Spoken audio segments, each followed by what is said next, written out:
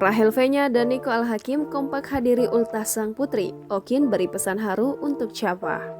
Momen kebersamaan Nico Al-Hakim atau Okin dan Rachel Fenya di momen ulang tahun anak keduanya. Putri Nico Al-Hakim dan Rachel Fenya, Aurorae Shafa Al-Hakim baru saja merayakan ulang tahun yang kedua. Momen perayaan ulang tahun Shafa diunggah di Instagram Story Okin. Dalam video yang berdurasi beberapa detik itu, diketahui Rachel Fenya ikut dalam perayaan ulang tahun sang putri. Okin dan Rachel pun terlihat kompak saat mengajak sang putra Sabiru Oshai Al-Hakim dan Shafa meniup lilin kue ulang tahun. Tidak hanya itu, Okin turut mengunggah potret bersama sang mantan istri di Instagramnya. Okin, Rachel, dan kedua anaknya berfoto dengan latar dekorasi ultah yang penuh dengan warna-warni balon. Keduanya pun kompak tersenyum ke arah kamera. Tidak hanya itu, Okin juga turut mengunggah beberapa momen yang terjadi saat ulang tahun putrinya, termasuk ketika Shafa memberikan suapan kue pada kedua orang tuanya.